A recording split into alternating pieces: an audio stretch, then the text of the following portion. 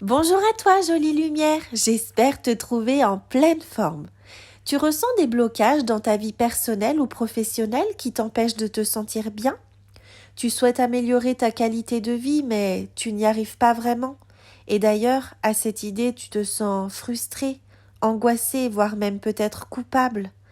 Tu veux aller mieux, mais tu ne te sens pas prête psychologiquement ou financièrement à t'offrir l'accompagnement Oser briller avec moi?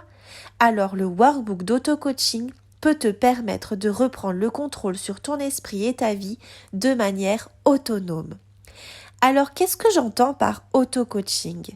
Est-ce que c'est vraiment efficace? Et quels sont les bienfaits de l'auto-coaching, mais aussi les limites de l'auto-coaching?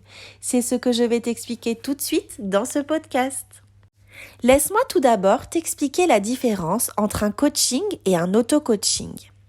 Finalement, les deux poursuivent le même objectif, c'est-à-dire accéder à un mieux-être dans ta vie quotidienne. C'est seulement la méthode qui change. Dans le coaching Oser briller, je t'accompagne en tant que coach formé et expérimenté dans ta transformation et dans les changements que tu souhaites apporter à ta vie. Après avoir échangé avec toi sur ta situation actuelle et sur tes objectifs, je vais te guider pas à pas vers la vie de tes rêves.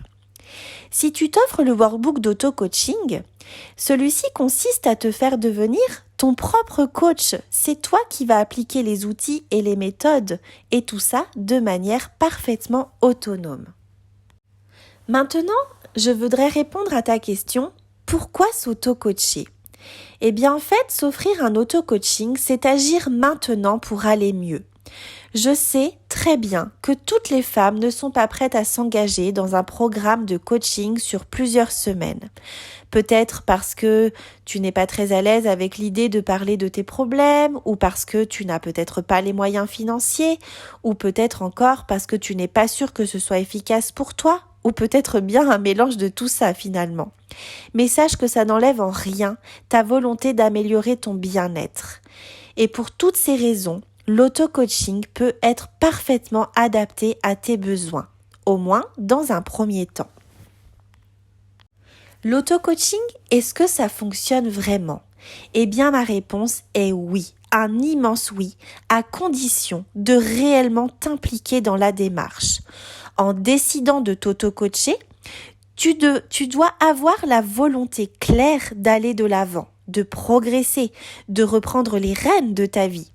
Donc ça implique d'y consacrer du temps et aussi de ne pas éviter les questions qui fâchent. Bien au contraire, c'est ces questions-là qu'il va falloir aller chercher et tu vas devoir surtout persévérer dans la pratique. Maintenant, parlons des bienfaits, des avantages de l'auto-coaching. À mon sens, il y en a deux qui priment.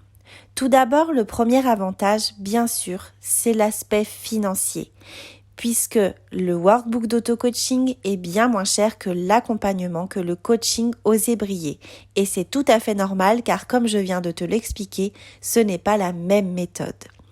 Le deuxième avantage, c'est l'autonomie et la responsabilisation. Car oui, quand tu vas te lancer dans le workbook d'auto-coaching, tu vas puiser en toi pour réussir. Tu vas faire appel à tes propres ressources, à ta détermination, à ta motivation. Tu ne vas pas attendre qu'une personne extérieure t'aide à trouver des réponses à tes questions ou des solutions à tes problèmes, puisque le coach ici, c'est toi et les solutions, tu vas les chercher en toi. C'est un sérieux avantage pour la suite du processus. Lorsque tu vas t'auto-coacher, tu vas apprendre à devenir autonome et à utiliser les outils sans qu'on te dise de le faire. C'est une démarche très, très puissante si tu t'investis vraiment. Et pour terminer, parlons des limites de l'auto-coaching. Car oui, l'auto-coaching présente également des limites. En t'auto-coachant, tu peux faire face à une résistance au changement, faire face à une résistance à ton mental qui va mettre en place peut-être des stratégies d'évitement pour rester dans sa zone de confort. Le regard que tu portes sur toi-même peut être subjectif et ne te permettra pas toujours de voir les croyances limitantes que tu peux avoir ou d'identifier les solutions possibles. Et puis n'oublie pas que s'il suffisait de lire quelques pages de développement personnel pour changer, nous serions tous déjà au courant et je n'aurais pas besoin moi-même d'être coach. La mise en pratique, c'est ce qui te permet réellement de fonctionner, d'avancer. Alors quand on est son propre coach, il faut savoir garder sa motivation et ne pas se décourager. Et voilà, jolie lumière, j'espère t'avoir éclairé un petit peu plus sur le workbook d'auto-coaching. Surtout si tu as des questions, n'hésite pas à venir vers moi, je t'y répondrai avec grand plaisir. Et en attendant, prends bien soin de toi, je t'embrasse.